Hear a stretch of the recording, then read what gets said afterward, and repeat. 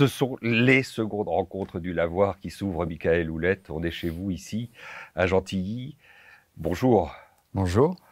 Seconde rencontre sur un thème très large, à l'heure du web, et cela dure depuis plus de 30 ans. Que deviennent la photographie, que devient le cinéma, que devient les musiques, ou la musique? C'est ce qu'on va essayer d'aborder, ces transformations. Comment vous auriez envie, justement, de nous le présenter, de nous la présenter, cette thématique? D'abord, c'est un très vaste débat et je dirais même que c'est un vaste débat humain. Donc pour prendre un terme un peu générique, je dirais que c'est un débat anthropologique. Heu, la photographie, le cinéma, et d'une certaine manière aussi la musique, sont très liés aux innovations techniques, très liés aux usages, aux pratiques et très liés à l'industrie aussi. Alors la manière dont on prend les choses, ici au Lavoir, comme vous l'avez expliqué en faisant des va-et-vient avec, le XXe siècle, hein, puisqu'on a la chance d'avoir la maison de la photographie Robert Doisneau juste à côté du Lavoir numérique. La manière dont on prend les choses, c'est, à travers 3 entrées. La première entrée, c'est questionner l'audiovisuel du point de vue de sa création. Donc ça j'en parlerai pas parce que les invités de cette émission débat vont largement en parler. Et la deuxième entrée, c'est la diffusion.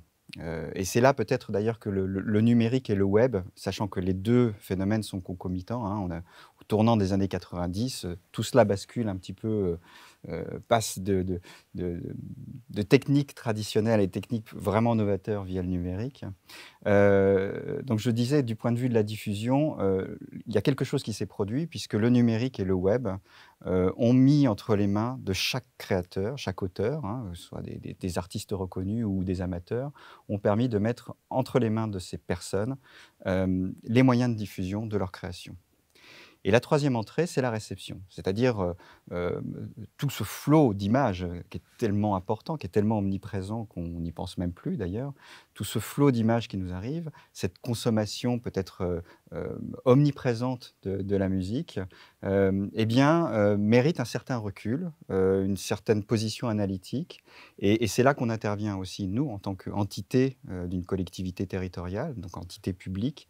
On intervient sur ce domaine-là de l'analyse, de la réception, pour essayer d'expliquer ce que sont ces images, avec tous les écueils que l'on connaît, tous les dangers que l'on connaît, et aussi tout cet aspect formidable qui est la création audiovisuelle actuelle. Et qui s'incarne d'ailleurs Qu'est-ce que avec, vous nous sortez? avec cet objet, le smartphone, le téléphone Intelligent? intelligent. Le téléphone intelligent qui accessoirement sert de téléphone, mais qui est avant tout un ordinateur, un capteur, un récepteur, un diffuseur. La grande mutation, elle se traduit par ça. C'est-à-dire qu'aujourd'hui, dans notre pays, on a un taux d'équipement qui est fantastique, hein, quand on songe aux 18-30 ans qui sont équipés à plus de 90% de smartphones. Aujourd'hui, nous avons tous, entre les mains, un appareil qui nous permet de photographier, d'enregistrer sous forme de vidéo. Pour la musique, c'est un peu différent parce que la musique, en tout cas en ce qui concerne la création sonore, ça demande quand même une certaine pratique. Mais on l'écoute exclusivement presque grâce à cet outil si intelligent. On l'écoute abondamment avec cet outil et cet outil, nous l'avons en permanence sur nous. C'est-à-dire qu'aujourd'hui, n'importe qui peut photographier en n'importe quelle occasion, de Est-ce pour manière autant qu'on l'appellera photographe? C'est un débat qu'on va peut-être poursuivre. Michael Houlette, vous nous donnerez vos impressions de premiers spectateurs, j'allais dire. Merci de nous accueillir. C'est étonnant cette mise en abîme là, hein. On prend le début, on recommence, et puis par le principal, par le fait que vous êtes maintenant réunis, tous les trois, Claire Chevrier, Violetta Cruz, et puis Gabriel Lebaumin. Bonjour. Bonjour. Bonjour. Il y a peut-être un exercice, maintenant que l'on sait un peu plus précisément où on va, par quel chemin on va se diriger, le chemin qu'on va emprunter ensemble pour comprendre un peu votre propre itinéraire aussi. Michael Houlette nous l'a exposé. Il y a peut-être, maintenant que ces images se sont effacées d'introduction et qu'on est à nouveau dans notre réel, là, dans ce moment présent, moi, j'oublie pas la figure de Doisneau, j'oublie pas qu'ici, on était dans cet ancien lavoir, bain-douche, établissement donc, qui réunissait le public, les Gentiléens, on les appelle ainsi, ici. Et j'oublie pas que c'était un lieu où on se parlait spontanément.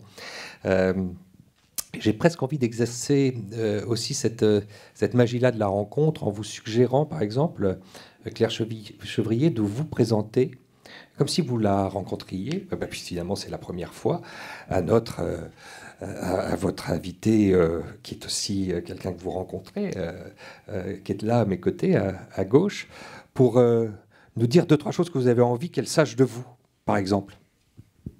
Je ne l'avais pas vu venir, celle-là. Vous avez le droit d'enlever votre masque. Ah, oui. Ça va être la petite règle. On va s'autoriser lorsque vous prenez... Enlever le masque un petit masques. peu. Bas les masques. Mais je vous demanderai de le remettre une fois que vous avez parlé. Vous voyez où on en est. On va essayer de s'y tenir. Comment dire en quelques mots je ne sais pas par quel bout commencer, parce que c'est toujours comment dire beaucoup en très peu de temps. Non, on va faire simple. Moi, je fais de la photographie depuis les années 90, donc en plein ce moment de basculement. Tout mon travail a été d'abord irrigué par... je pense que c'est peut-être des points communs qu'on a entre nous, la question de la guerre, de la violence aussi, violence latente. J'ai l'impression qu'il y a des choses comme ça qui irriguent nos territoires, il me semble. Cette notion un peu de violence latente, et donc on parlait de ce basculement argentique numérique. Et c'est vrai que pour moi, ça démarre avec... comment la mémoire ressurgit dans un paysage, donc cette notion de guerre, bien évidemment, qui marque le paysage.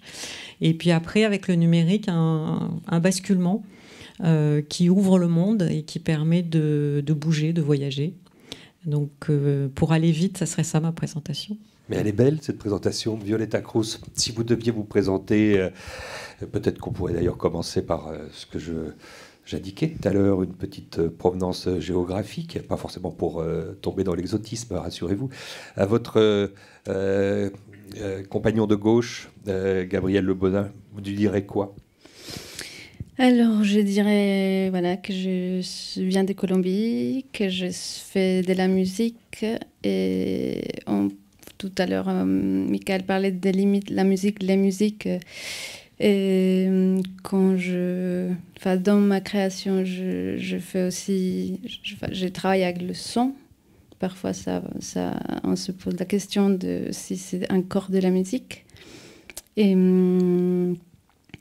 c'est le moyen que j'ai pour faire attention au monde qui m'entoure et pour réagir et pour partager mes réactions avec les publics, les gens autour de moi. Le son, c'est une matière très abstraite, plus un peu que l'image de mes deux collègues de cette conversation.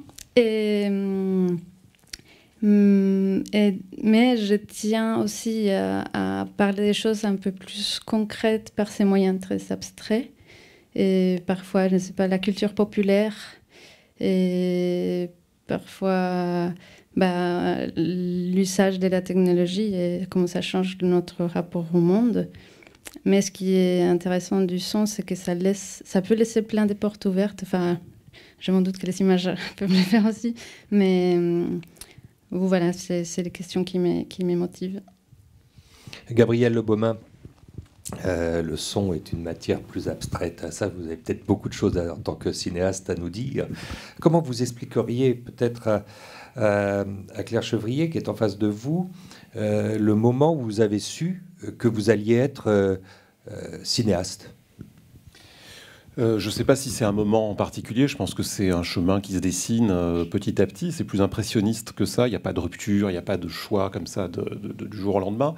Moi, je suis réalisateur, donc je travaille en fiction et en documentaire pour le cinéma ou pour la télévision, avec des images que je crée ou des images que je récupère, puisque je travaille beaucoup sur des documentaires d'archives. Voilà, donc je navigue avec des passerelles entre l'une et l'autre. Pour moi, c'est toujours le même travail, c'est-à-dire c'est un travail à la fois de récit, c'est un travail de dramaturgie, c'est-à-dire contracter une histoire en un temps donné, lui donner de l'attention, lui donner de l'intérêt, lui donner des émotions, lui donner aussi de l'information quand il en faut. Et c'est un travail de forme, donc c'est un travail de stylisation. Et encore une fois, je ne vois pas trop la différence quand je passe de l'un à l'autre. Et voilà. Et puis par rapport à votre thématique sur le argentique numérique, moi j'ai démarré avec des courts-métrages dans les années 90.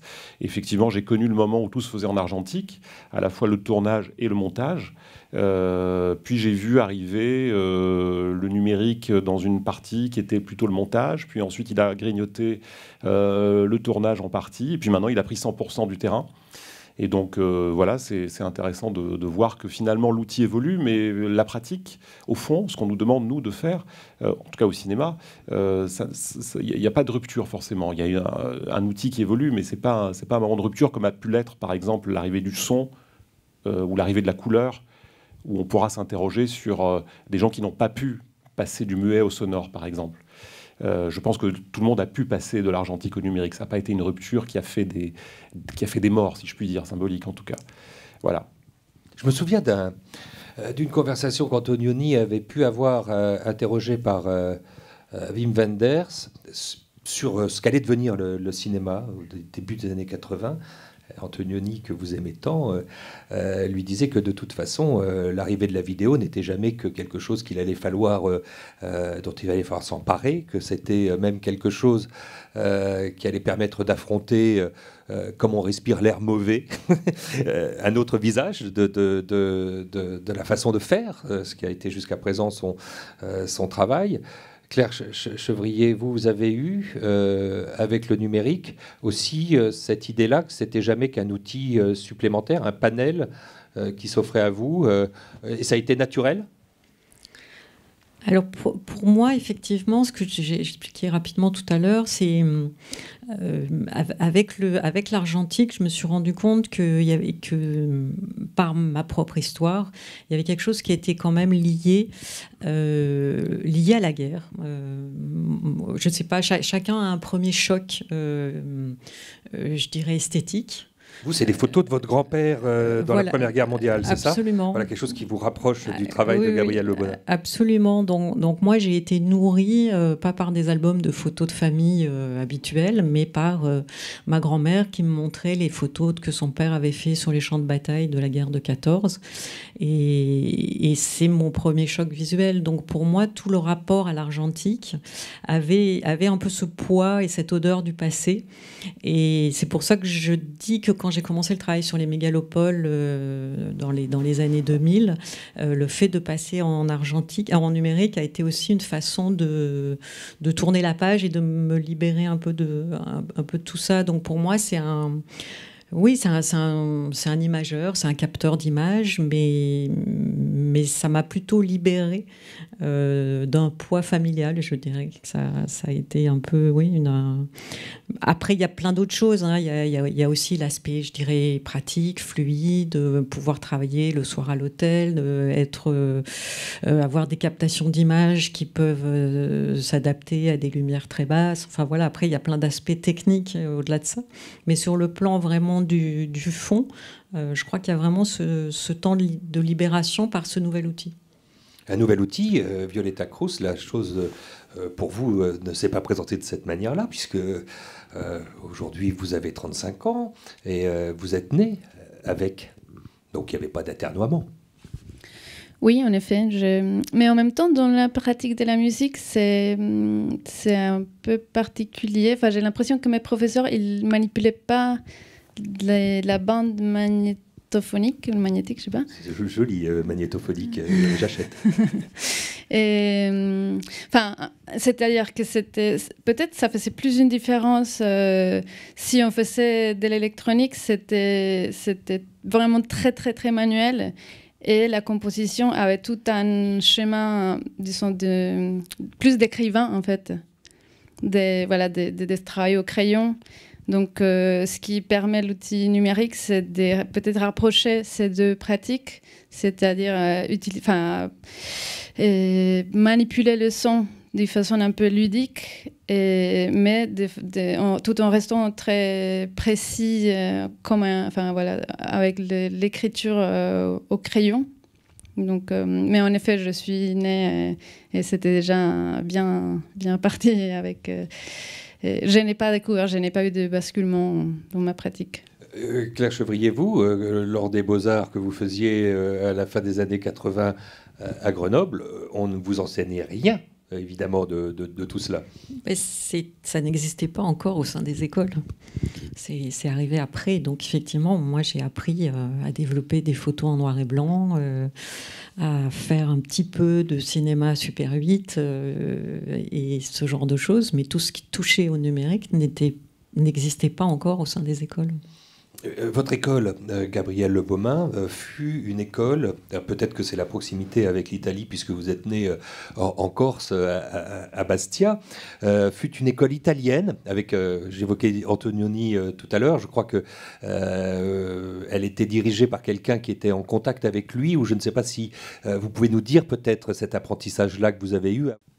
Alors, donc c'est une école qui était dirigée par Ermanno Olmi, qui est cinéaste italien des années 60-70, fameux pour notamment sa Palme d'Or pour L'Arbre au sabot. Et c'est ça, en 78, je crois. 78, exactement, mais enfin qui a fait aussi d'autres très très beaux films. Il faisait vraiment partie de ces générations de cinéastes européens qui avaient vraiment le vent en poupe italien, mais enfin il y avait Herzog en Allemagne, Carlos Saura en Espagne, enfin bref, c'était vraiment cette génération-là. Et donc Olmi a voulu monter une école de cinéma qui s'appelait Hypothèse, il Cinema, le cinéma des hypothèses.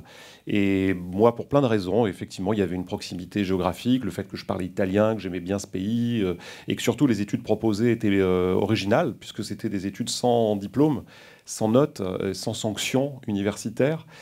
Et j'aimais bien cette idée, voilà, d'apprendre en fait. Et c'était vraiment à l'italienne, c'est-à-dire que quand on arrivait, on l'appelait maestro, comme un apprenti appellerait le maître.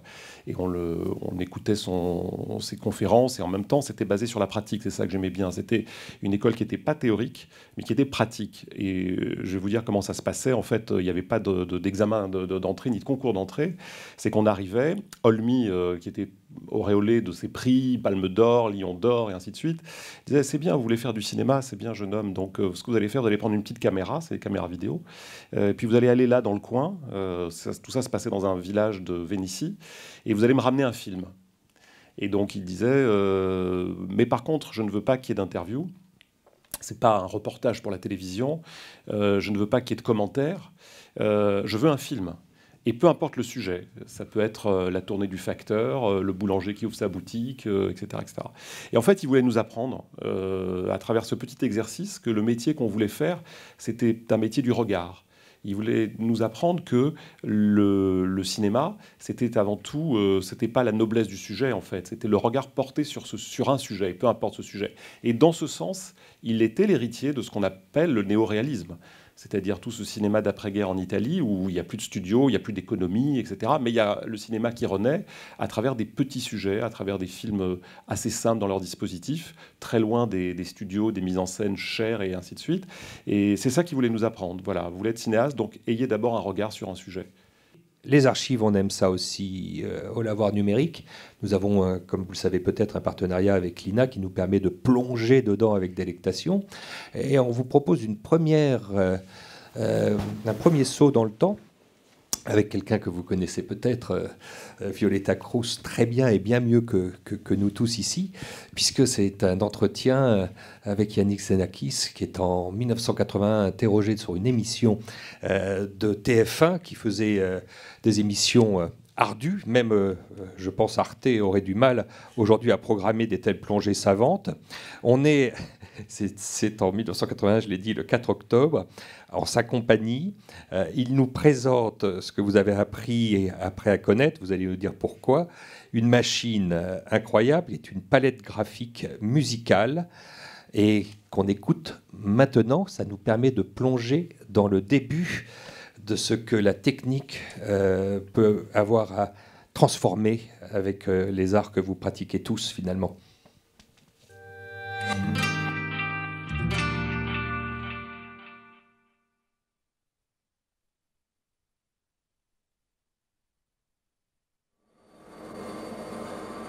Ça, c'est la table électromagnétique et le crayon qui va avec, qui permet de dessiner des courbes. C'est ça. Et l'interprétation de ces courbes que doit faire le mini-ordinateur se fait par ces touches noires qui correspondent à des instructions précises qu'on donne à l'ordinateur.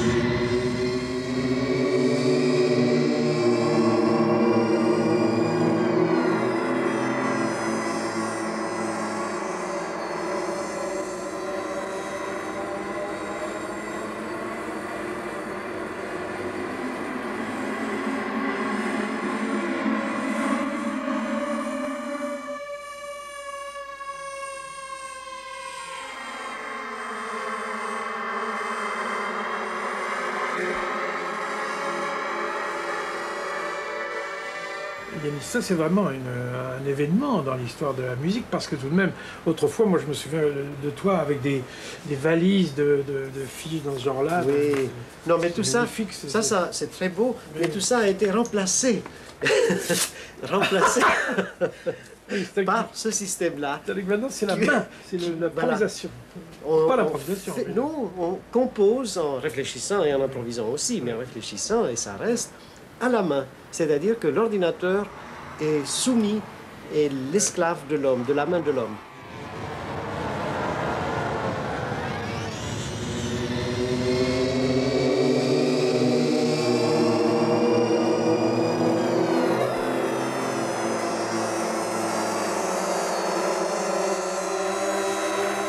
Avec ces éléments de travail, on a l'impression que c'est la suite de l'histoire réelle de la musique et non pas la complication tellement, étant donné que c'est le geste est immédiat, le résultat est immédiat. C'est mettre à la portée de tout un chacun le pouvoir de création. Mais alors avec tout de même, tant mieux si les gens ont un acquis culturel qui les précède tout de même. Bien sûr, ben, ils feront conditionner par l'acquis culturel qu'ils ont eu déjà, Ouais. ou même peut-être ils pourront se corriger et s'améliorer. Voilà. Parce que c'est un travail sur le tas, c'est comme la peinture, c'est comme l'écriture des poèmes ou de la littérature. On corrige ce qu'on fait. On ne pouvait jamais faire ça en musique. Il fallait apprendre à jouer d'un instrument, il fallait apprendre le solfège, l'écriture, l'orchestration, tout ça, et attendre ensuite que ça s'exécute. Violetta Cruz, je ne sais plus si on écoute aujourd'hui encore avec la même intensité l'œuvre monumentale de Yanis Xenakis. Mais vous, en tout cas, vous avez été confronté à tout ce travail-là, vous l'avez assimilé. Parlez-nous de ce qu'on vient d'entendre, ce que ça vous suggère, surtout ce moment où il déchire le papier, qui est assez violent et magnifique à la fois. Oui, oui, oui. Bah, pour moi, c'est pas nécessaire de déchirer les papiers. On peut tout à fait garder le papier et l'ordinateur. Mais je comprends aussi cette euphorie de voir un peu l'outil et sa puissance. Et disons qu'il y a quand même, dans le fait de dessiner, il y a quand même un geste très tactile qui est, disons, c'est un peu moins séduisant avec une souris déjà. Voilà, c'est un geste un peu plus maladroit. C'est pas pareil déjà. Donc il y a outil numérique et outil numérique, je pense. Mais évidemment, à l'époque, il y a plein de choses c'est révolutionnaire dans plein de sens. Mais le premier, le plus fort pour moi, c'est quand même ce rapport immédiat. Il dit, voilà, maintenant, c'est pas nécessaire de... avant, il fallait écrire, donner à quelqu'un, c'est toute une chaîne. Et maintenant, on joue et on entend tout de suite. Donc voilà, il y a ces rapports au temps qui parfois prend des formes étranges quand on est devant une page. On peut passer, je ne sais pas, des heures, des journées dans une mesure. Et j'ai l'impression qu'on on a une espèce de perception, des conceptualisations d'un temps que sur la scène, ça passe très vite. Donc avec ces outils numériques, il y a quand même on joue directement avec le temps. Et pour moi, c'est ce que j'utilise le plus souvent dans ma pratique. J'utilise l'ordinateur pour vivre, pour recréer un temps de la performance. et pour ne pas tomber dans des pièges du temps trop écrit, d'un temps un peu figé sur la page. Vous êtes passionné d'électroacoustique. D'ailleurs, pour information, l'UPIC, là, cette machine-là, il paraît qu'on ne sait pas où elle est. On ne sait pas où elle a disparu. En revanche, vous en maîtrisez d'autres d'outils. Vous les avez à la maison. Aujourd'hui, comment ça se passe concrètement, un travail de compositrice contemporaine? Disons, j'ai mis un peu de temps à trouver les bons outils. Je pense que ça va évoluer au fur et à mesure de mes questionnements, de mes recherches. Mais en ce moment, je travaille la feuille de papier et les crayons. C'est complémente avec l'ordinateur. Donc, je note au début, j'écris beaucoup, je dessine, je rédige aussi, j'aime bien les mots. Donc, sur des petits cahiers comme ça? Voilà, ouais. Et à un moment donné, il faut que je produise de la matière, mais il faut que ça soit du son directement. Ça peut être ma voix, ça peut être ce que j'ai, voilà, pas loin. Parfois, il y a beaucoup de choses avec des sons de ma cuisine, mais qu'après, ça va devenir d'autres choses. Les sons de la cuisine deviennent des objets sonores. J'ai même vu dans certaines de vos œuvres, on peut les regarder d'ailleurs sur Internet, hein, voilà, des simples bocaux de confiture devenir des percussions, ou bien non, ouvrir des chants, une tessiture nouvelle. Vous aviez eu envie, pour qu'on rentre dans votre œuvre, de nous présenter un premier extrait d'une pièce qui s'appelle Sozu. Alors, je ne sais pas, ça vient du japonais? Oui, c'est ça. Ça veut dire quoi? Eh bien, je crois que c'est le nom de la partie en fait, c'est une pièce où il y a une fontaine. Je crois qu'il faut le dire. On va la voir tout de suite. Oui. Et c'est une fontaine. On s'est inspiré avec les designers avec lesquels on l'a créé, l'éolescope, d'une fontaine japonaise. Et c'est une fontaine qu'on met dans les jardins pour faire fuir les animaux qui viennent manger les plantes. Et donc, c'est un petit tube qui se remplit d'eau, et quand il est plein, il se renverse et en faisant du bruit. Donc voilà, Sozu, c'est le nom de ces petits mécanismes. On le regarde? On l'écoute?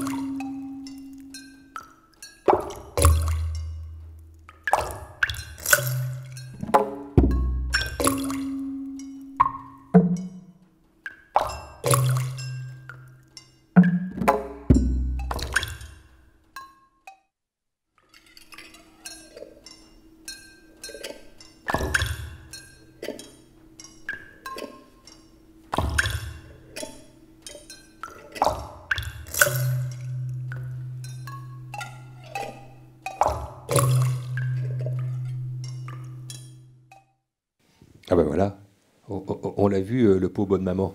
Dans Violetta Cruz, rentrons dans votre imaginaire fécond. On voit ce travail avec la matière, on voit aussi quelque chose d'assez étonnant, qui est finalement la part que vous laissez à l'aléatoire dans cette histoire, et qui va s'intensifier d'ailleurs avec les années. Là, je ne dis pas que c'est une œuvre de jeunesse, mais vous avez été encore plus loin, on va le voir.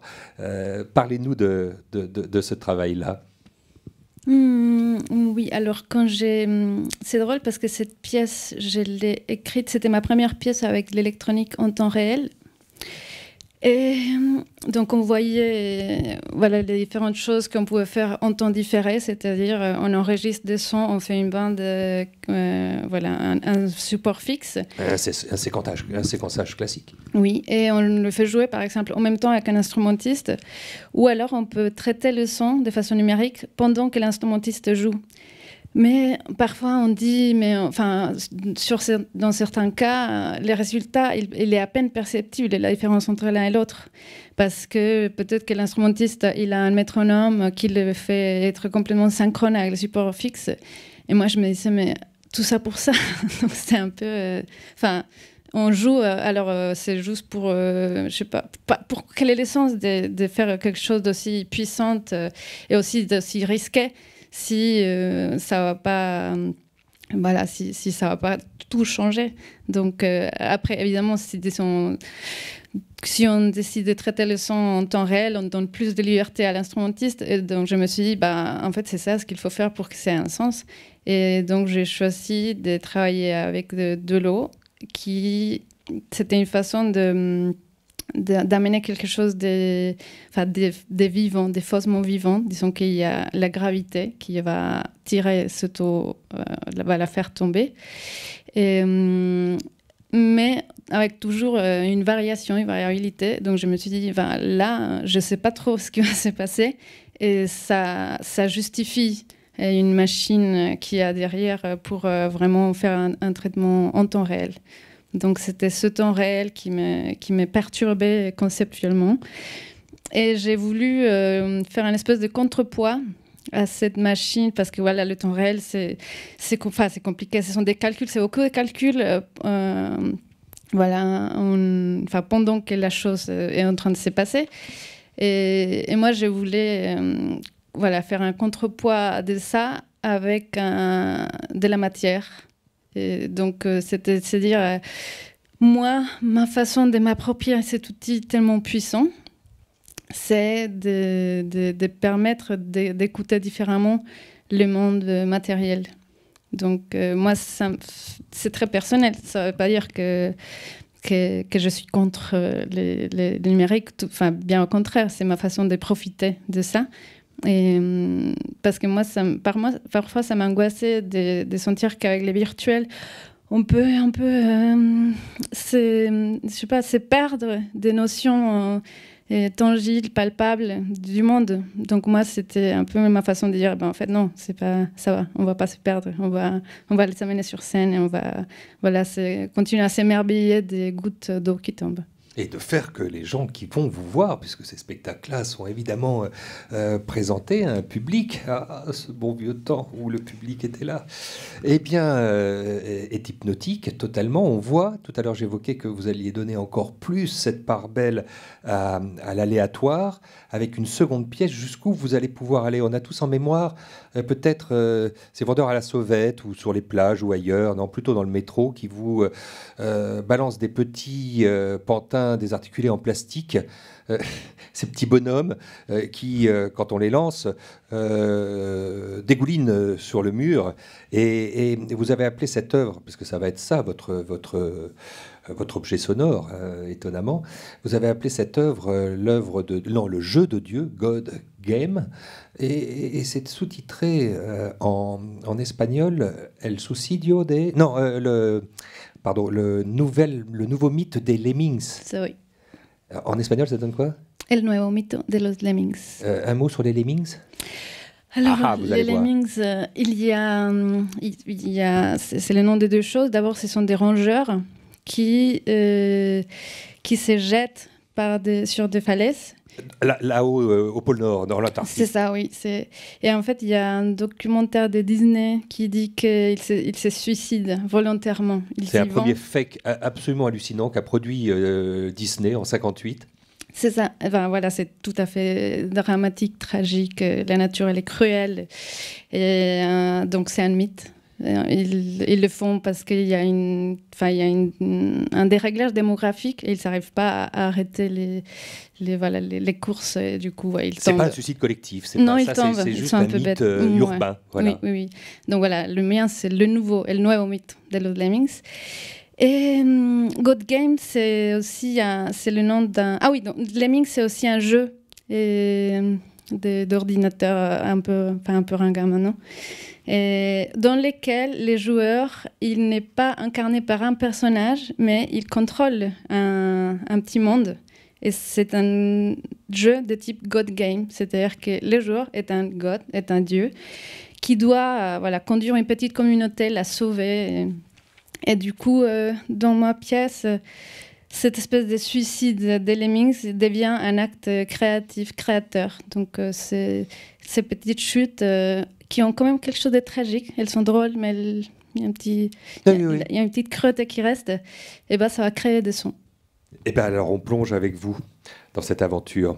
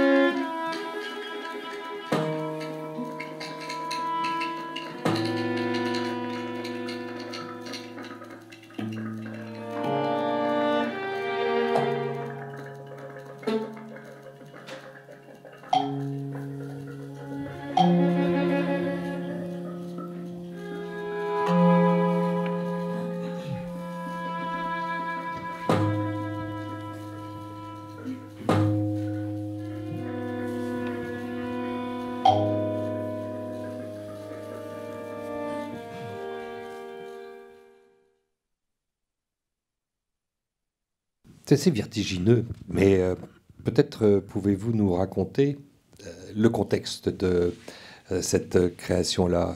Vous faites tout un cycle à l'IRCAM, qui est ce temple des musiques actuelles, expérimentales aussi, et c'est là que vous accouchez, d'une certaine manière, de cette œuvre-ci.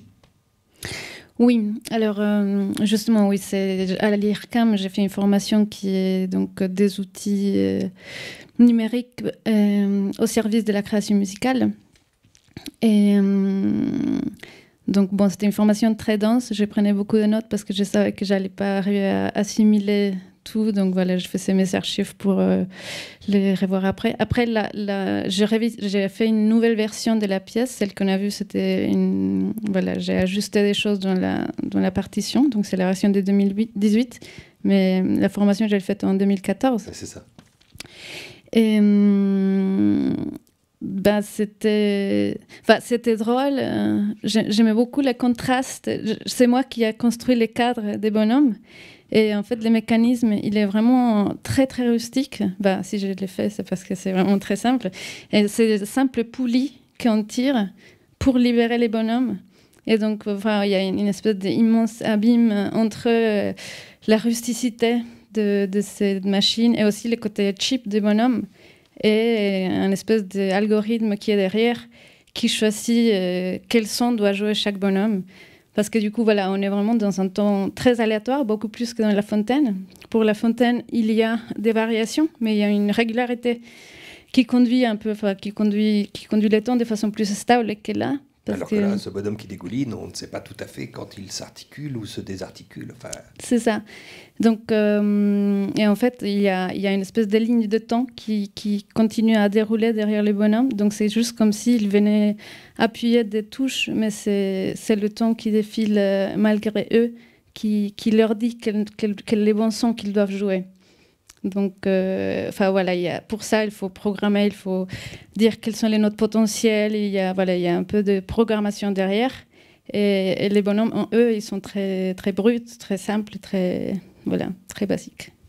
Gabriel Le Baumin, avant qu'on entre à l'intérieur de vos obsessions à vous, qui ont aussi à voir avec, j'y pense à l'instant, ces corps qui tombent souvent, un mot sur ce que vous venez d'entendre du travail et de comprendre de ce travail dévoilé par Violeta Cruz, vous qui maniez aussi le son, et on sait à quel point le son est important dans le cinéma, on dit même que c'est tout aussi important. Bah moi je trouvais ça assez fascinant, assez hypnotique.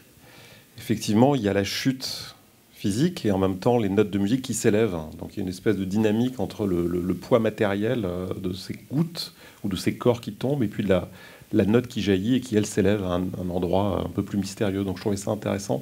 On aurait pu regarder longtemps, quoi. La rythmique des bonhommes est assez fascinante.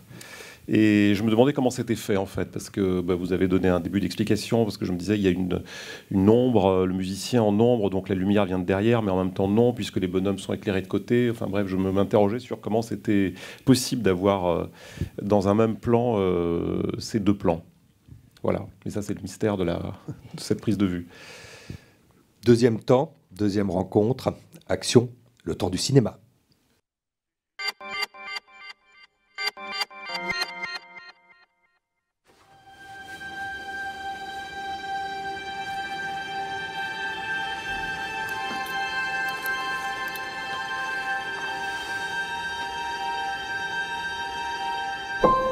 Il est l'heure, sans honte et sans déshonneur, de reconnaître notre défaite. Et que proposez-vous, monsieur le maréchal? On doit s'entendre avec l'Allemagne et rebâtir la France sur des bases nouvelles. Monsieur le Président, vous ne pouvez pas laisser les Allemands entrer dans Paris sans la moindre opposition. Mais nous nous battons, vous le savez bien, et nous perdons. En langage militaire, ça s'appelle une désertion. Je ne vous permets pas, De Gaulle!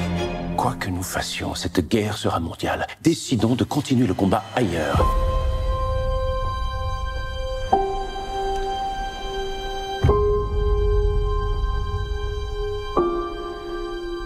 En ces heures douloureuses, c'est le cœur serré que je vous dis aujourd'hui qu'il faut cesser le combat. Personne ne veut résister à la disparition de la France. Je retourne cet après-midi à Londres pour tenter d'arracher le soutien de Churchill. Not a chance. We must build up our own forces. On va pas prendre de risque plus longtemps. Il faut quitter la maison. Charles, mon grand amour, je ne sais pas où tu es. Et je ne sais pas où je vais. Je suis dans la situation d'une mère qui doit protéger ses enfants et qui va pourtant prendre le risque de les entraîner vers la mort. Je suis surtout un homme qui a tout quitté, son pays, ses fonctions, et qui a laissé sa famille dans un pays à feu et à sang. Sachez que vous risquez d'être inquiété à tout moment. On parle de condamnation. Vous êtes dégradé et déchu de la nationalité française. Tu n'as pas le choix, tu dois continuer. Les mots, ce sont les seules armes qui me restent. Gabriel Le Baumin, on a décidé de montrer cette bande-annonce qui est en fait celle d'un film qui est votre dernier, celui d'une série d'une vingtaine de films, vous l'avez dit tout à l'heure, documentaires, courts-métrages, longs-métrages de fiction, et puis qui est un peu dans toutes les mémoires aujourd'hui, parce que ce film est un rescapé, on peut le dire, d'une autre guerre, qui est une guerre contre l'invisible aujourd'hui, cette pandémie. Il est sorti juste une semaine avant le premier confinement.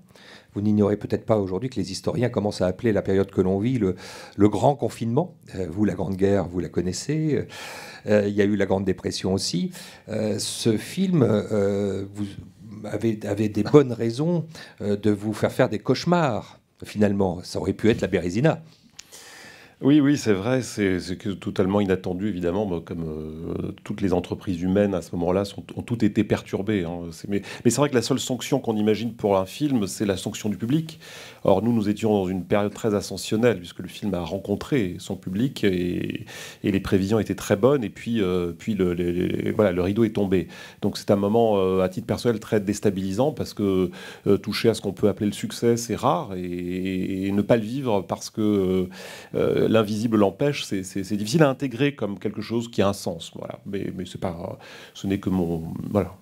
Après, le film est ressorti. Alors voilà, on peut peut-être parler des choses qui se sont passées. Et voilà. Puis, le film a eu cette incroyable seconde vie, finalement. Puis il est sorti.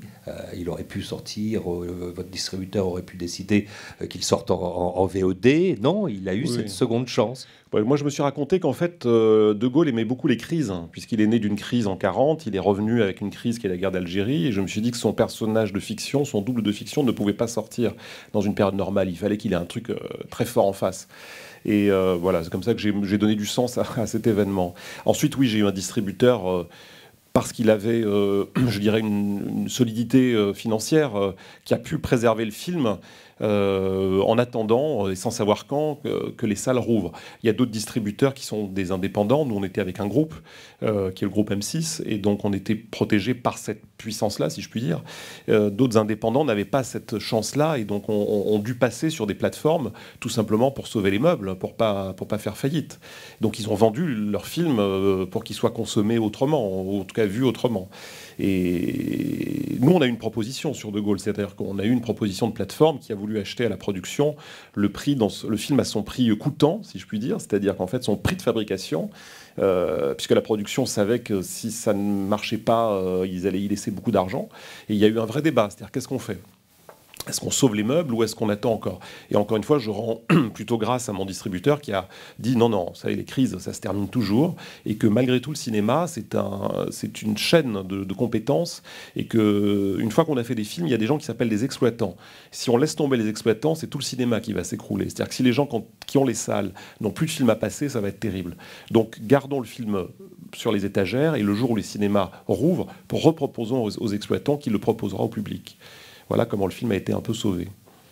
On va l'évoquer encore, mais je veux repasser par quelque chose qui est votre parcours, qui est cette écriture documentaire que vous avez. On a choisi d'isoler un extrait de ce dernier documentaire diffusé en prime time sur France 3, je crois, à cette date anniversaire de l'année dernière, de novembre 2020, qui parle de cette année 2019, et c'est là tout le génie, et qui clôturait d'une certaine manière la mission du centenaire, d'avoir évoqué cette guerre de 14 dans ce qu'elle a eu d'après-guerre. On écoute, on regarde.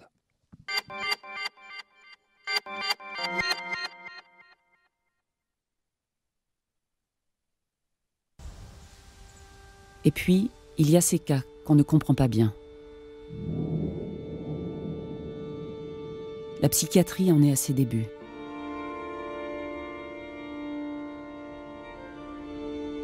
L'exposition de ces hommes à une violence inédite, continue, insensée, la confrontation quotidienne avec la mort a pulvérisé leur raison.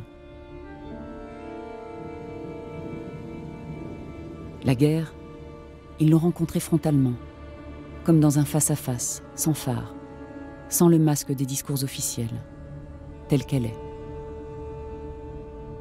Ils l'ont rencontrée et elle ne les a plus quittés.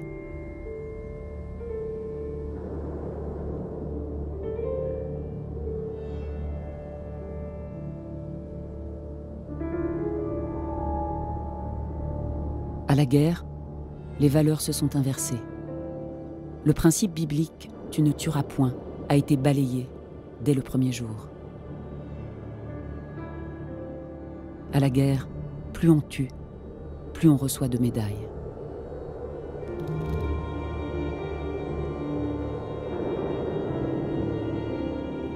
Lentement, les médecins, neurologues et les psychiatres définissent une pathologie nouvelle. Le traumatisme psychique de guerre, appelé à l'époque obusite. Traumatisme psychique de guerre, J'ai en mémoire le fait que peut-être André Breton aurait pu être là lorsque l'on filmait ces images, puisqu'il était infirmier à l'hôpital psychiatrique de Saint-Dizier, à 80 km du front. On peut même dire que c'est là où serait né le surréalisme, d'une certaine manière, Gabriel Le Baumin. Vous les découvrez comment, ces images ? Alors c'est intéressant parce que ces images, il faut bien se dire qu'elles ne sont pas destinées au public. Ce sont des images médicales. Évidemment, la vision que l'armée projette dans le public de la guerre n'est pas du tout cette vision-là. Ce sont des images qui sont tournées par des médecins, pour des conférences, voilà. Ce qui est intéressant, moi je les découvre en fait au Val-de-Grâce, où j'ai en charge une série de films à faire, une commande. Le Val-de-Grâce va ouvrir un musée de la médecine. Et on me demande de faire des films muséographiques, des petits films de 3-4 minutes qui explorent la chirurgie, la psychiatrie, l'invention des évacuations, enfin bref, voilà. Comment il s'appelait d'ailleurs ce fameux médecin qui dirigeait le service et qui a le premier étudié ces pathologies d'après-guerre une colle. Oui, bon, c'est pas Croc, je crois, quelque chose. Ah, Louis Croc, bien sûr. Voilà. Louis Croc, il est toujours vivant. C'est pas le premier, mais c'est celui qui a. C'est un médecin, c'est un professeur qui est toujours vivant. Je l'ai rencontré, il a quasiment 100 ans. Moi, il a été conseiller sur mon film. Il a écrit un ouvrage formidable sur les traumatismes psychiques de guerre. Et il a été l'homme qui a permis, dans la première guerre du Golfe, donc en 91, aux psychiatres d'être intégrés dans le dispositif militaire, c'est-à-dire d'être engagés au front au même titre que le chirurgien ou l'anesthésiste. C'est-à-dire qu'il considérait que la pathologie de guerre, du choc psychologique, devait être immédiatement identifiée par le psychiatre et soignée sur place. Il ne fallait pas qu'elle traîne, comme une urgence. Et donc, c'est un grand progrès. Et toutes les médecines du monde ont suivi. Désormais, un psychiatre est tout le temps intégré dans le dispositif d'intervention. Voilà. Donc moi, ces images, je les découvre à l'occasion de cette commande de films muséographiques, scientifiques, et elles sont dans les réserves du musée, inexploitées. C'est intéressant parce qu'on parle de l'argentique et du numérique. Elles sont dans un état déplorable. Elles sont sur support argentique, dans des boîtes, et sur support nitrate, pour certaines, en train de disparaître. Et donc, on ne sait pas exactement ce que c'est. On sait que ça concerne la médecine, et celles qui sont le plus exploitables, on les met sur la table de visionnage, et on voit ces images. Et il y a 3 heures de film comme ça. Et on est en train de les perdre. Et moi, je dis, dans le cadre du musée, vous avez de l'argent, il faut faire un sauvetage. Et donc, tout le monde comprend qu'effectivement, on a là un petit trésor. Et donc, le service santé des armées et le ministère de la Défense de l'époque créent une ligne budgétaire pour sauver et numériser ces films qui sont aujourd'hui donc exploitables. C'est-à-dire que moi, je les ai retrouvés là, dans ce documentaire que j'ai fait l'année dernière, et je les ai retrouvés dans une forme... voilà, à pouvoir utiliser dans un film. Mais on les a sortis vraiment d'un état de destruction sur le support nitrate, et on les a passés, on les a numérisés, et elles ont été sauvées ainsi. Pour revenir aussi sur le regard du cinéaste, que le cinéaste peut avoir sur l'utilisation du son, ces archives anciennes n'ont évidemment pas de son. Donc comment vous travaillez pour les rendre encore plus percutantes? Et là, il y a des choix, et là, il y a l'outil numérique qui intervient. On peut travailler le son comme une texture et inventer des sons qui n'existent pas même. Alors l'outil numérique, il intervient dès le départ sur les films d'archives. C'est très étonnant parce qu'effectivement, c'est de la préhistoire en termes de cinéma. Et en fait, ils sont totalement réintégrés dans une matrice très contemporaine parce que ces images sont d'abord numérisées. Ensuite, elles sont montées de façon numérique. Et puis ensuite, elles sont restaurées numériquement. Elles sont colorisées et elles sont sonorisées. Donc tout ça, effectivement, c'est toujours étonnant quand on pense à ce qu'elles sont à l'origine. C'est-à-dire des images en 1.33, parfois tournées à la manivelle. Et voilà. Donc, c'est un exercice qui peut brutaliser l'image, en fait. Moi, je veille à ce qu'elle ne soit pas brutalisée parce que je la respecte. Et j'ai longtemps résisté à la colorisation, par exemple, mais je ne peux pas résister parce que... Enfin, je pourrais, mais à ce moment-là, je me mettrais en retrait. Mais la télévision, en tout cas la télévision de prime time, exige, c'est dans le contrat, c'est dans le cahier des charges, que les films soient en couleur et sonore. Bon. Moi, je leur ai proposé sur 1919 de faire un beau noir et blanc. Je leur ai dit, c'est formidable le noir et blanc, on va faire un bel étalonnage numérique, vous allez voir, ça va être un objet. Non. La seule chose que j'ai pu sauver, c'est les films médicaux que vous avez vus, qui sont au format et en l'état, c'est-à-dire qui sont ni restaurés, ni colorisés, ni sonorisés d'ailleurs. Parce que je pense qu'il faut respecter, quand on parle de ça, de pas intervenir. Voilà. Mais l'image, elle est non seulement sonorisée, elle est colorisée, mais la violence, si je puis dire, la plus difficile à assumer, c'est le recadrage. C'est-à-dire que quand vous faites de la télévision, vous faites rentrer une image qui est dans un format 1:33, qui est le format du cinéma de l'époque, format carré. Il faut le faire entrer dans un format 16/9. C'est-à-dire qu'il faut zoomer dans l'image. Sinon, on a des barres noires à gauche et à droite, ce qui ne plaît pas du tout aux gens de la télévision. Et donc, il faut avoir une image pleine. Et c'est une vraie question, parce que quand vous zoomez, vous perdez, moi j'ai fait le calcul, on perd à peu près 30% d'informations. 30%, c'est beaucoup. C'est-à-dire que vous pouvez perdre un personnage, vous pouvez perdre un paysage, un décor, un contexte. Et vous pouvez donc raconter autre chose que ce que l'image raconte. Donc il y a un vrai geste à maîtriser et à contrôler. Voilà. Mais pour revenir à votre question sur la sonorisation, c'est que du muet. Et donc on essaye de sonoriser d'abord en essayant de chercher d'abord du réalisme, c'est-à-dire en apportant un contexte. Voilà, qu'est-ce qu'on peut, par exemple, sur le tout début de ce film-là, 1919, le film commence par des sons, par des cloches. Tout simplement parce que j'ai trouvé, et j'ai travaillé avec un historien qui m'a dit, la première chose que les hommes ont entendu, ce sont les cloches qui étaient interdites sur le front. Elles étaient, par les Allemands dans les zones occupées, interdiction de sonner les cloches pendant 4 ans. Et là, elles sonnent pour évoquer la fin. Et donc, on a commencé le film en évoquant ces cloches qui viennent de loin. Puis le retour des chants d'oiseaux, et ainsi de suite. Donc, il y a des empilements de sons. Donc, on peut raconter beaucoup. C'est-à-dire que le son, il est narratif, en fait. C'est-à-dire qu'il n'est pas simplement là pour combler un manque ou une absence, pour que ce ne soit plus muet. Il est là pour amener du récit, toujours. À mon sens, en tout cas pour ces films-là. Et sur une image d'archive, en fait, quand vous appliquez un son, vous faites un zoom, en fait. C'est quelque chose de très visuel, très étonnant. C'est-à-dire que le son va vous diriger le regard. Vous allez pointer quelque chose. Donc moi, je trouve que c'est un travail passionnant, le son sur le film muet, parce que ce sont des choix, encore une fois, narratifs, et ce sont des choix de vision.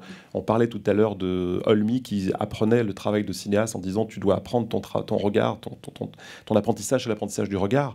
Et le son, c'est aussi un regard. C'est-à-dire vous allez amener dans un film une profondeur, un détail qui fait que le spectateur va aller se fixer et regarder ce que vous lui pointer avec le son. C'est pour ça que je dis le son, c'est comme un zoom que l'on fait. D'un regard l'autre, je me tourne vers Claire Chevrier. On peut profiter du petit travail que vous avez eu l'amabilité de faire, c'est de nous faire avec un petit diaporama une plongée dans votre œuvre. Ça commencerait avec cette première image, je parlais de bunker, la voilà, et elle nécessite d'être à double titre commentée. Je vous laisse le faire. Oui, donc là, c'est une image qui date de 1997, un bunker, donc l'intérieur du bunker. C'est toute une période, comme je disais tout à l'heure, où ce qui m'intéressait, c'était effectivement comment la mémoire ressurgit dans un paysage. Donc, effectivement, qui dit mémoire tout de suite, c'était plutôt des traces de guerre qu'on retrouvait dans le paysage. Donc, on est à Saint-Malo, là, hein, c'est ça ou... Non, là, c'est la batterie de Mauvanne, c'est la rade de Toulon, en fait. C'est ça. Oui. Mais effectivement, c'était une période où je lisais beaucoup Virilio et Archéologie du bunker et toutes ces choses-là, où c'est effectivement plutôt les bunkers en Normandie. Et là, ce qui m'intéressait, c'est aussi comment ça renvoie à sa propre position de photographe, c'est-à-dire comment je suis physiquement et mentalement au moment où je prends une photo, où j'appuie sur le bouton, où j'appuie sur le déclencheur. Donc c'était vraiment, sur une dizaine d'années, tout mon travail était sur ces questions-là. Avec cette question-là de mettre le photographe comme un guetteur, finalement. Complètement, c'était vraiment à chaque fois, c'était des images qui arrivaient de façon plutôt isolée, un motif et puis un autre motif. Et c'est là où je disais peut-être que l'argentique se prêtait à ça. C'était ce côté du grain, d'une certaine matière, je disais malgré tout le soleil, mais il y avait un besoin aussi d'avoir une certaine lumière. Et pour ça, peut-être que l'argentique était aussi important. Voilà, donc pour moi, c'est toute une période qui est plutôt sur cette question-là, la position de la sentinelle, la position du guetteur. Une certaine vigilance aux choses. Et puis après ça, dans les années 2000, où je commence à travailler avec le numérique, justement. Simplement dans les années 2000, dois-je comprendre qu'il y a une forme de réticence? Non, pas de réticence, mais en tout cas dans ce milieu, en tout cas, je sais pas s'il y a d'autres photographes dans la salle, mais moi, quand je commence à assumer pleinement le numérique dans les années 2000, j'ai eu beaucoup de remarques sur le fait que non, il n'y avait que l'argentique pour faire de la photographie. Enfin voilà, j'ai eu pas mal de retours de certains de mes collègues qui étaient assez acerbes sur la qualité, que c'était du pixel, que on changeait complètement de façon de procéder. Effectivement, c'est plus de la lumière qui vient agir sur une pellicule, mais on est devant des captations d'images avec un capteur numérique et ça change effectivement la façon peut-être de percevoir les choses, mais pour moi, c'est pas en termes de mieux ou moins bien, c'est un outil de plus. Oui, la disparition de la pellicule, c'est aussi la disparition presque du papier. Il n'y a pas une inquiétude aussi par rapport à ça, ne serait-ce qu'à son rapport. On va peut-être continuer sur les autres images. Voilà, donc là, c'est tout un travail. Donc ça arrive en même temps que le travail en numérique. Mais je parlais de cette notion de lumière avec la batterie de Mauvanne et la rade de Toulon et le bunker. Et là, justement, j'explique rapidement, parce qu'à chaque fois, c'est la question du dispositif et du protocole de travail est important pour comprendre chaque image.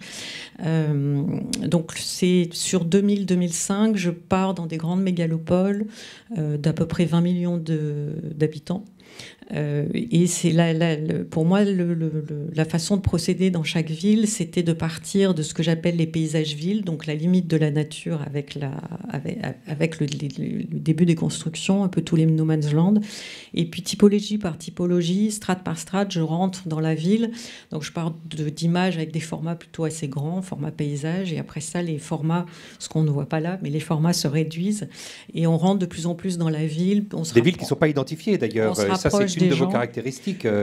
Oui, parce que pour moi, la question n'est pas d'aller faire un documentaire sur une ville, mais plutôt comment faire dialoguer des typologies entre elles. C'est-à-dire, l'image d'Hong Kong seule ne m'intéresse pas tant que de la mettre en écho. Avec Istanbul, le Caire. Avec Lagos, avec Bombay, voilà, c'est plutôt, est-ce qu'il y a encore des repères possibles ou est-ce que dans cette mondialisation, tout se vaut et tout a tendance à disparaître? Donc plutôt une articulation d'apparition et de disparition. Et au centre, l'humain, comment il s'empare de ces territoires? Voilà, et tout le fil rouge après de mon travail, c'est toujours un questionnement à des échelles différentes de la place de l'homme et de l'espace. C'est toujours ça la grande question, sauf qu'on va partir dans les années 2000-2005 dans des grandes mégalopoles à travers le monde, et après c'est le monde du travail, donc là on va rentrer dans des entreprises avec une autre échelle. Voilà, c'est tout un travail que j'ai fait dans le Nord-Pas-de-Calais, donc toujours je pars du paysage, et après, strate par strate, je rentre à l'intérieur des bâtiments, mais c'est toujours une question de... le malgré tout, l'espace du malgré tout, c'est quelque chose sur lequel je reviens souvent. Quelqu'un qui est en train de travailler, il a autour de lui un espace, et qu'est-ce qui va se passer dans cet espace-là? Ça va être une personne qui va poser une pomme, ça va être une peluche, ça va être un texte, ça va être où on va sentir au sol des circulations de machines donc voilà, moi c'est toutes ces petites choses qui, l'air de rien, balisent un espace et vont servir, et vont permettre de rendre compte aussi de comment la personne existe ou se fait au contraire écraser, ou arrive malgré tout à exister dans ces espaces-là. Donc c'est vraiment toujours ces choses-là qui m'intéressent d'observer. Et donc on parlait du numérique et de l'argentique, mais quand je reviens peut-être sur les images du début dans les mégalopoles, j'allais dire pollution, corrosion, oui. C'est aussi cette question de la lumière, c'est-à-dire toute la période donc avant, jusqu'aux années 2000, j'étais peut-être plus aussi sur des motifs de paysage avec certaines lumières, une qualité de lumière. Et quand je vais dans les mégalopoles, premièrement, je ne voulais pas du tout être dans un quelconque exotisme. Donc le numérique m'arrangeait bien. Il y a aussi... Ça vous arrange bien, il faut comprendre pourquoi. C'est-à-dire que c'est tout un travail. C'est parce que justement, cette façon ce côté de capteur qui numérise, finalement, je trouve, est peut-être mieux pour rendre compte de ce type de lumière et pas être dans des lumières peut-être beaucoup plus esthétisantes. Voilà. Donc il y avait un côté peut-être qui me paraissait, peut-être que je me trompe, mais en tout cas pour moi, il y avait un côté moins esthétisant avec ce côté numérique. En plus, toutes ces mégalopoles sont hyper polluées. Donc, de toute façon, tous les ciels sont gris, sont hyper pollués, sont plombés. Donc, tout ce côté rapport à la lumière, au solaire et tout ça, pour moi, disparaissait complètement par rapport à ces mégalopoles. Après ça, dans tous les bâtiments dans lesquels je rentre, le numérique s'avère être... plus précis, enfin pas plus précis, mais en tout cas, par rapport à moi, ce que je cherche, c'était... les gens savent que je suis là dans un lieu, par exemple, là on est dans une entreprise qui fabrique des comprimés de petites plantes, de phytothérapie. Les gens savent que je viens faire des photos, mais j'essaye vraiment à un moment donné qu'on m'oublie. Donc j'ai le matériel minimum, mon appareil photo, un pied photo, j'ai aucune lumière. J'estime que c'est à moi de m'adapter, donc j'essaye de... S'il y a peu de lumière, il y a peu de lumière, ça sera une photo très sombre. S'il y a des néons pourris, il y a des néons pourris. Si la lumière, elle est verte, elle est verte. Enfin, j'essaye vraiment d'être au plus près de l'ambiance du lieu. Et donc, les capteurs numériques, par rapport à ça, fonctionnent très bien, parce que sinon, il faudrait que je rajoute des lumières. Enfin, voilà. Donc, tout ça fait aussi que l'outil numérique m'a apporté aussi toute cette liberté de mouvement, je dirais une espèce de fluidité. On peut peut-être rapidement continuer. Voilà. Là, on amorce le dernier travail. Là. Donc, c'est les espaces traversés. Donc en fait, il faut expliquer ce que vous avez voulu nous donner à voir, à rencontrer justement à travers ces espaces traversés, qui sont des espaces un peu redoutés aussi. Voilà, absolument. Alors en fait, quand j'ai commencé le travail en rentrant dans les entreprises, j'ai commencé à travailler avec des ESAT, des établissements spécialisés d'aide par le travail. Et c'est comme ça que je me suis dit, mais il faudrait pousser encore un cran plus loin. Et ce qui m'intéressait, c'était de voir tous ces espaces dits dédiés, entre guillemets, au handicap aussi bien physique que mental, d'essayer, mais au même titre que les mégalopoles, le protocole reste très proche, c'est juste que l'échelle est différente, mais dans la façon de travailler, d'aller observer différents lieux et après ça de faire des typologies, de faire dialoguer différents lieux, le dispositif, le protocole reste très très similaire en fait. Donc je suis allée dans 6 ou 7 établissements différents répartis un peu partout en France, des lieux privés comme des lieux publics.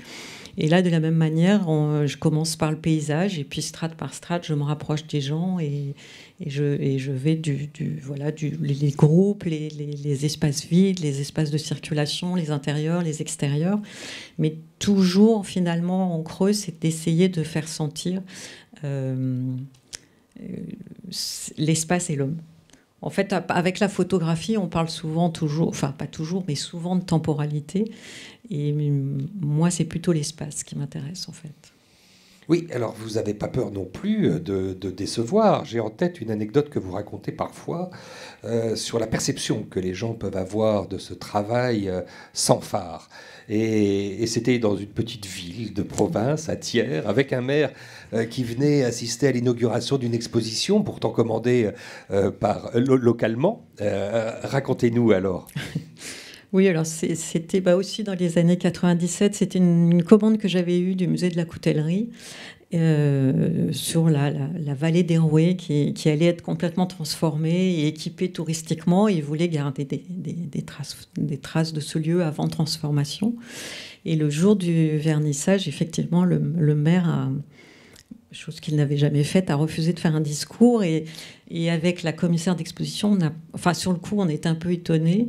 Et en fait, par déduction, mais on n'a jamais su la raison exacte, mais par déduction, on a pensé que c'est parce que finalement, les images que je donnais à voir dans cette exposition n'avaient pas d'horizon, au sens premier comme au sens second. C'était des images très frontales, assez belles, je dirais, mais très frontales. Et effectivement, dans aucune image, il y avait une ligne d'horizon. Et je pense que dans cette petite ville de Thiers où il y avait un taux de chômage très important, je ne sais pas s'il y a eu un télescopage fond-forme entre ce manque de perspective. Ça me fait rebondir sur une phrase que le conservateur alors du musée Niepce racontait sur une série que vous avez faite sur Charleroi. C'était une des 80 expositions que vous avez pu faire collectives ou des 25 expositions personnelles ces 30 dernières années, Claire Chevrier. Il disait « L'impitoyable lucidité de la photographie ne vaut pas explication ». Oui, c'est François Cheval. Ça veut dire qu'il insistait sur le fait que cette photographie n'apprend rien que l'on ne sache déjà. Oui. Oui, ça n'apprend rien. C'est effectivement, pour moi, c'est pas dans cet axe-là que ça m'intéresse. C'est pas de venir donner des leçons ou apprendre des nouvelles choses. C'est plutôt prendre le temps de regarder les choses et de observer un espace et qu'est-ce qui se joue dans cet espace. Qu'est-ce qui se joue ? Oui. Mais mais partout. Enfin, je veux dire, même là, il y a ceux qui parlent, il y a ceux qui sont là, et finalement là, dans ce petit bout là bleu, dans ce petit bout là bleu, qu'est-ce qui se joue ? Il y a déjà des choses qui font que l'espace est construit et réparti d'une certaine façon. Et voilà, je dirais que tout mon travail questionne ces endroits-là. Voilà, comment ça circule, comment c'est organisé. À propos, puisque vous interrogez sur ce qui se joue dans un espace comme celui qu'on est en train d'occuper là, est-ce qu'il y a, c'est le temps du débat, qui peut intervenir ce soir dans cette seconde rencontre du Lavoir numérique, et on a pour ça un micro baladeur, des questions qui viendraient de ce public chéri, celui qu'on a envie de revoir venir en salle, Gabriel Le Baumin, celui qu'on a envie de revoir dans toutes les salles et qu'on a la chance d'avoir là avec nous ce soir. Est-ce qu'il y a une première question que ce micro... Moi, j'en ai une, mais... Vous allez vous-même jouer qu'est-ce qui se joue ? Vous allez devenir le regard du public. Non, moi, j'avais une question à Violetta parce que justement, je pense souvent à... Je parle souvent de ces questions de dispositifs et vous parliez de temps, du temps, du poids et du temps. Mais finalement, je découvre depuis peu de temps votre travail, donc je ne connais pas très très bien. Mais j'avais envie de poser cette question autour du dispositif aussi, parce que il me semble que dans une pièce, il y a aussi le début, la fin, et l'espace. Et donc, pour moi, je pense aussi à cette question du dispositif par rapport à votre travail. Oui, alors, c'était adressé à une des deux pièces qu'on a regardées, un des deux fragments, ou de façon générale J'ai pensé à ça sur la deuxième pièce, mais c'est peut-être aussi de façon générale. C'est possible que ce soit de façon générale. Disons que le dispositif de la pièce des bonhommes, il est très particulier parce qu'il y a une complexité justement au niveau du temps. Et disons que pour moi, le défi était comment, écrire de la musique, c'est peut-être d'abord gérer le temps. On a une durée, on remplit le temps. Parfois, on crée des silences, des attentes, mais voilà, c'est notre ligne et notre matière. Il ne faut pas être trop à l'écart de la temporalité du public aussi, c'est ça tout le problème. Oui. Et donc, c'était comment garder un peu de contrôle face à ces bonhommes qui sont complètement aléatoires dans un rang, dans une moyenne. Il y a des limites dans cette variation. Et donc...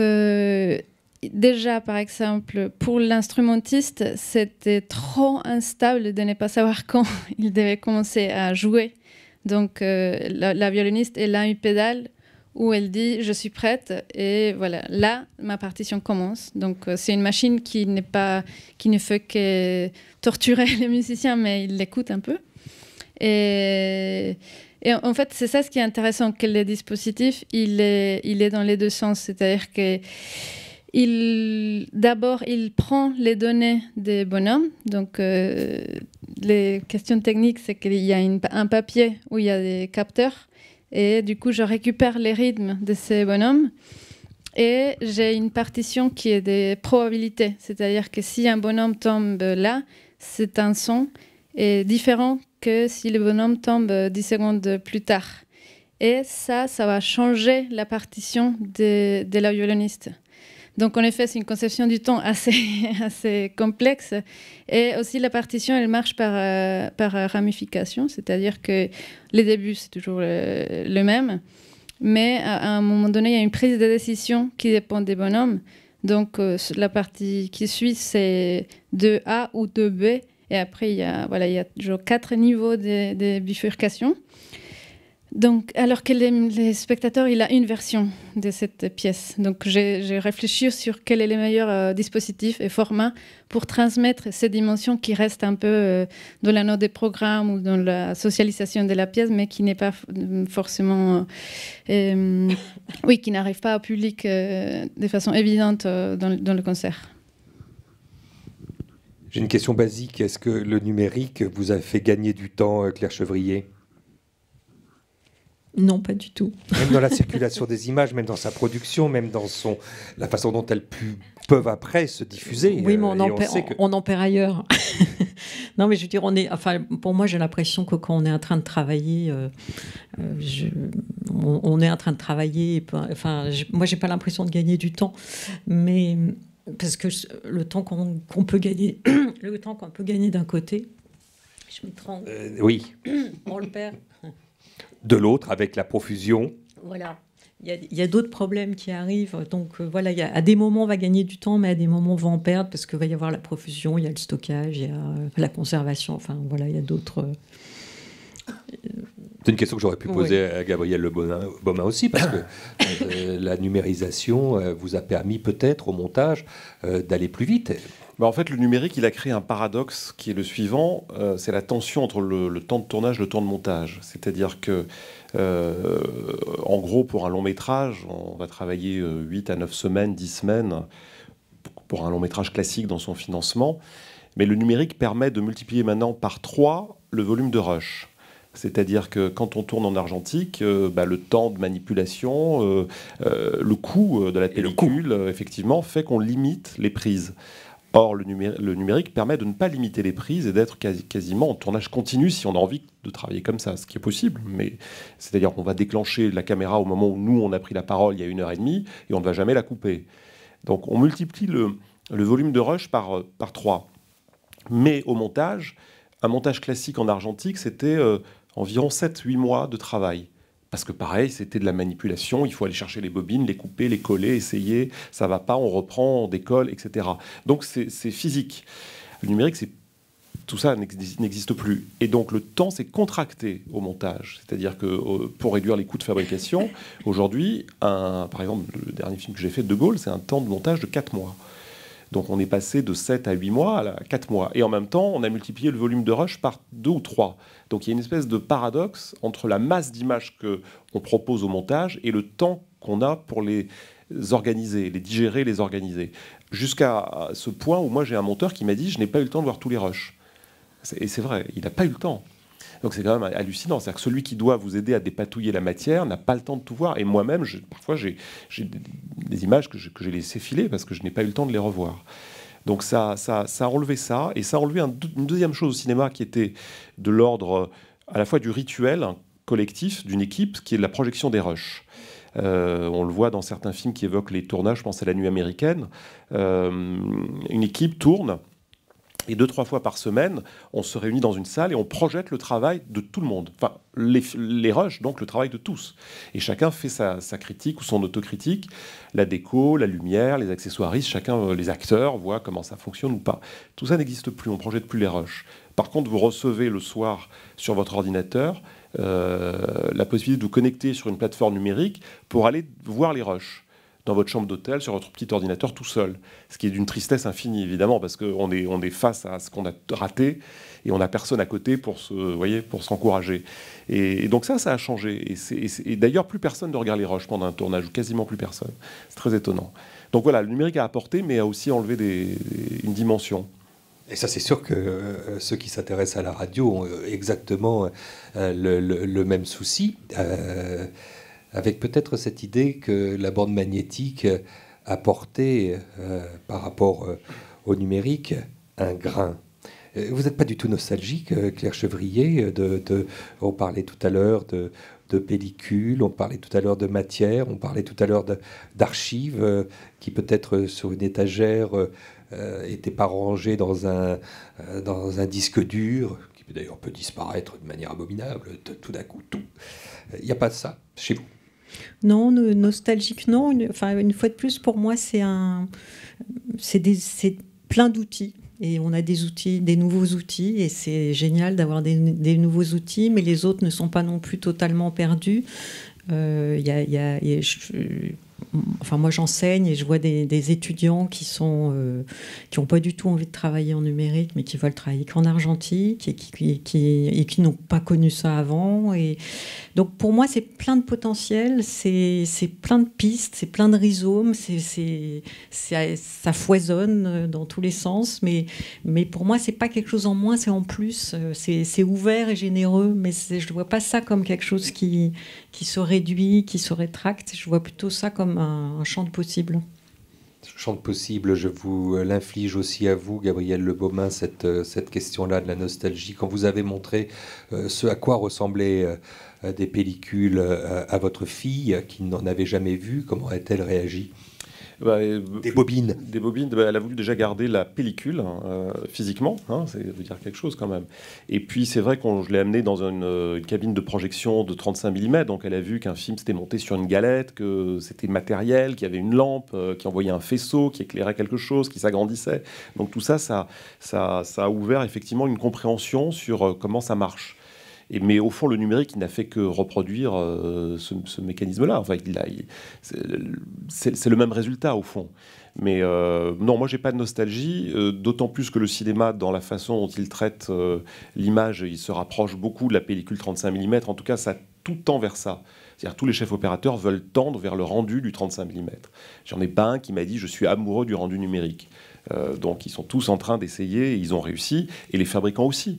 C'est-à-dire que, et même les objectifs, je sais que nous, par exemple, sur De Gaulle, on a utilisé, ou sur d'autres films que j'ai fait, on a utilisé parfois des objectifs qui étaient des objectifs des années 70 pour pouvoir avoir dans les focales, dans la restitution, de la lumière, etc., un rendu qui nous rapproche de l'argentique.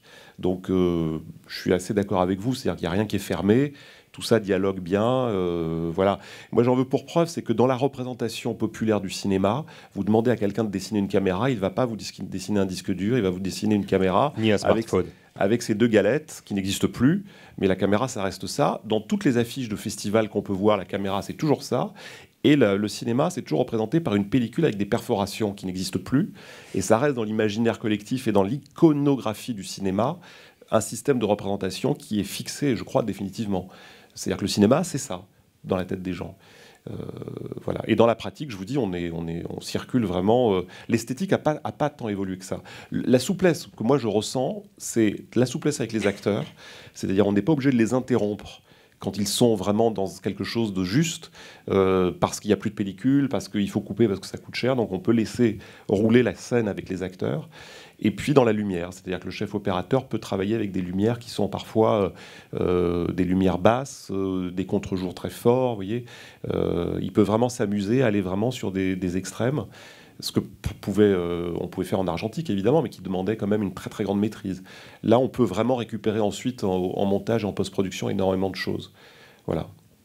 J'ai évoqué tout à l'heure, à moins qu'une question du public puisse intervenir à ce moment-ci de la rencontre. Je vois qu'il y a une main qui se tend, je ne sais plus, là-haut. Je donne cette main à quelqu'un d'identifié, vous allez comprendre pourquoi tout à l'heure. Je parlais de radio il y a encore très peu de temps. Est-ce qu'on va rebondir là-dessus ? Oui, sur le son, notamment parce que Gabriel Le Bonin, vous dites qu'il n'y a pas beaucoup de changements esthétiques avec la numérisation du son.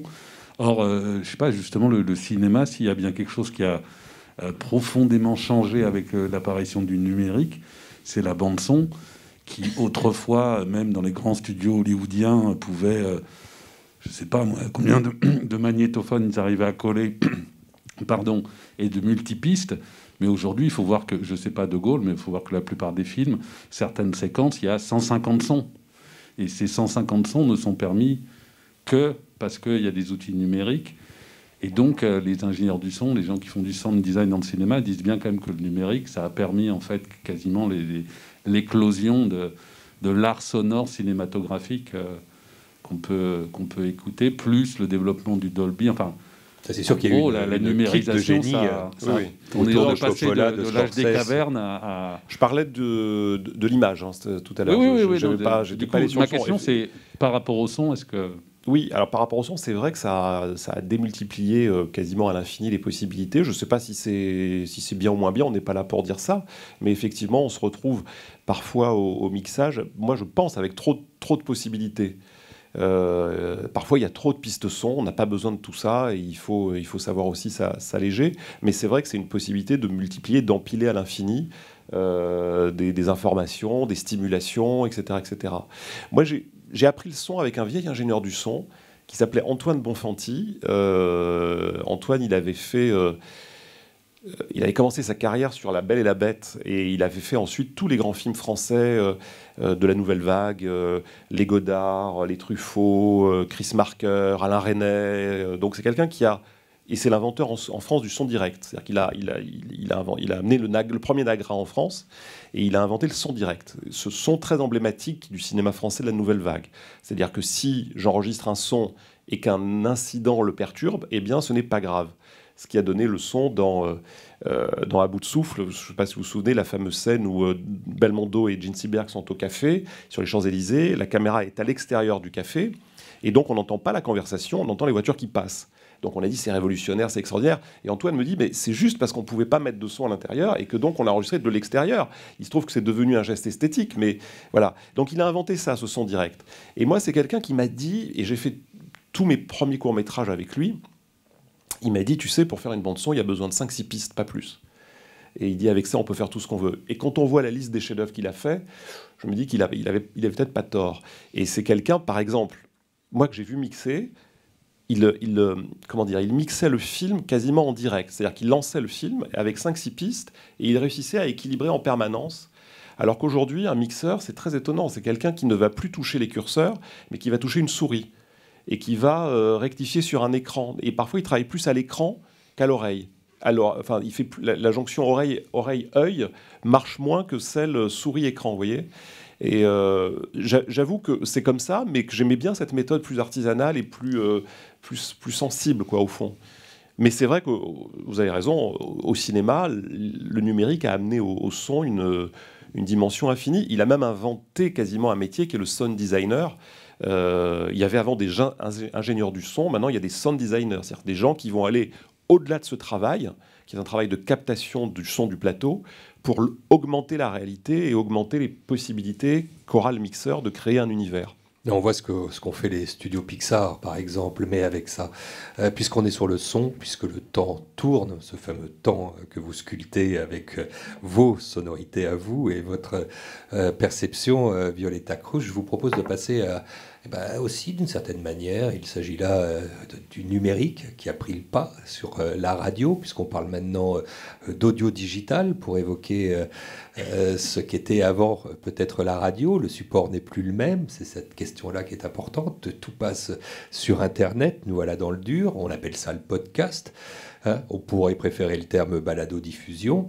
On va écouter, on aime les rituels ici au Lavoir numérique, un extrait de ce qui sera le prochain podcast enregistré par Benoît Artaud, qui tout à l'heure vous a interrogé, Gabriel Le Baumin, sur ce son-là qui lui est si cher.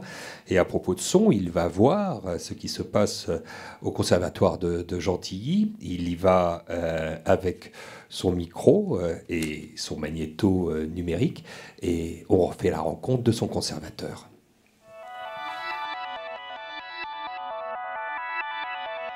Quand on me pose la question, oui, alors Internet et musique, ben, c'est principalement ça. C'est la disponibilité immédiate des contenus, sans contrainte de temps, sans contrainte de distance. Ça, c'est une chose. Alors les contenus, ça peut être pour faire de la création, ça peut être pour faire de l'enseignement, ça peut être pour faire de la diffusion, ça peut être pour plein de choses. Ça a été une révolution aussi dans l'éducation artistique. On a énormément de contenus. Autrefois, les contenus étaient portés, étaient délivrés par des enseignants. Les enseignants étaient porteurs de contenus. Aujourd'hui, les enseignants sont médiateurs entre un contenu infini sur l'Internet et l'apprenant. Donc on a un rôle maintenant de médiation entre la connaissance et l'apprenant. Là où autrefois, on était porteur de connaissances. Ça me semble être une notion importante et qui est directement liée à l'Internet et à la disponibilité des données.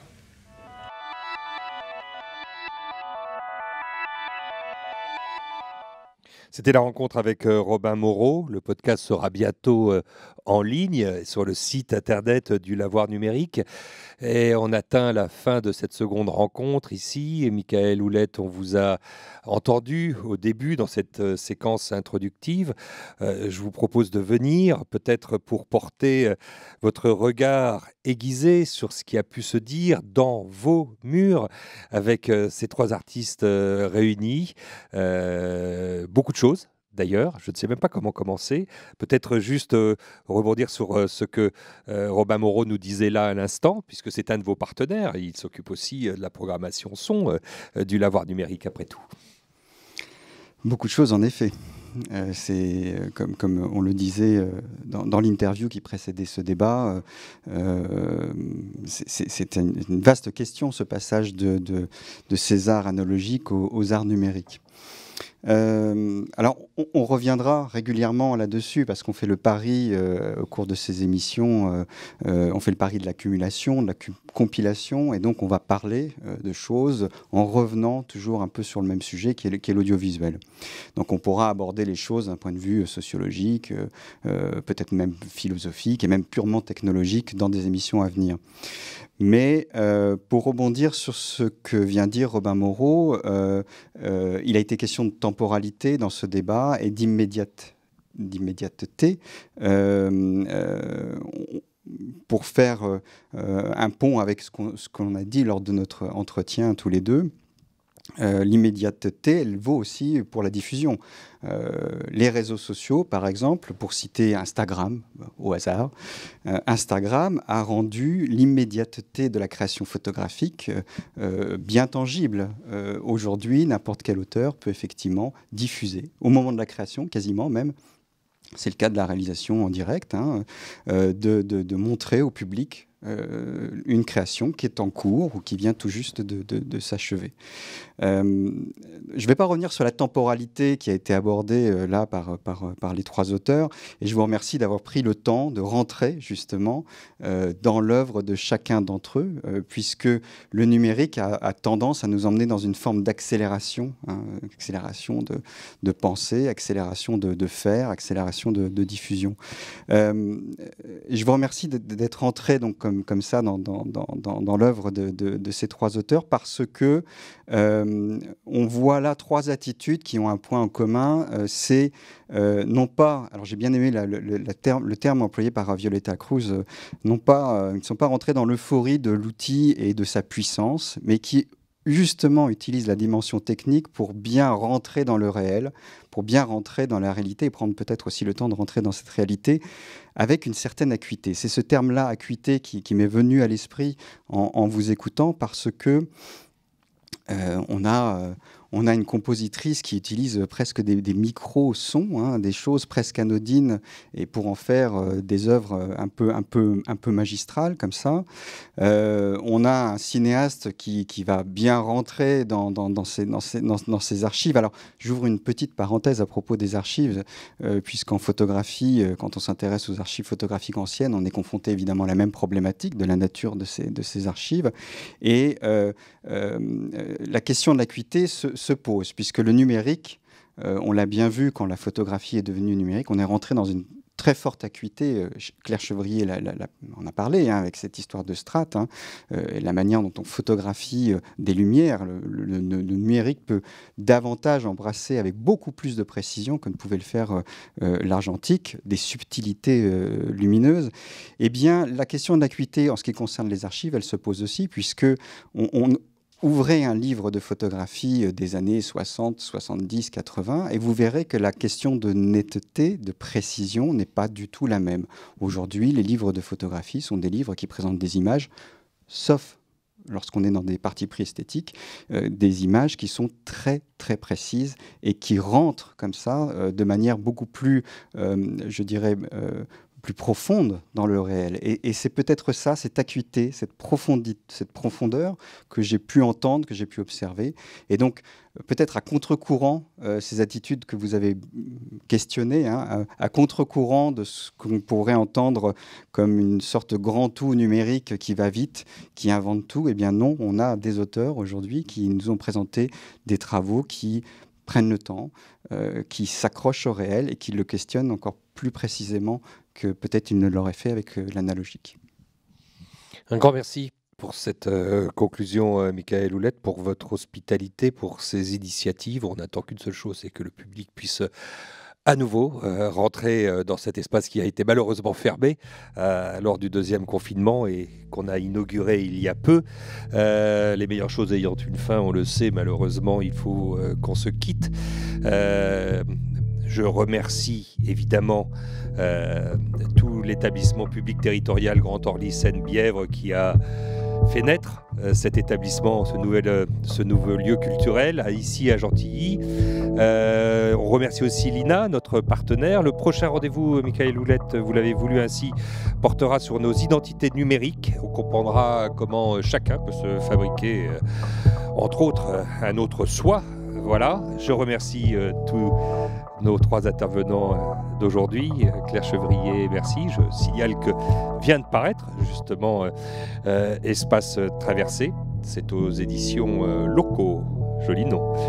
Ceux qui peuvent pas plus aller voir, peut-être qu'il y aura une troisième diffusion lors de la fin du confinement de De Gaulle, mais en tout cas merci Gabriel Le Baumin d'avoir été là. On attend votre prochain opéra, Violetta Cruz, ou encore une œuvre majeure. On n'a pas eu le temps d'évoquer le Stabat Mater Furiosa que vous avez fait il y a peu, en ayant la chance d'avoir à vos côtés Sophie Marceau pour le récitatif d'un texte de Siméon magnifique. Merci à toute l'équipe technique dont le nom défilera sur le générique. Ce sont eux les véritables magiciens de ces rencontres du Lavoir. À très bientôt.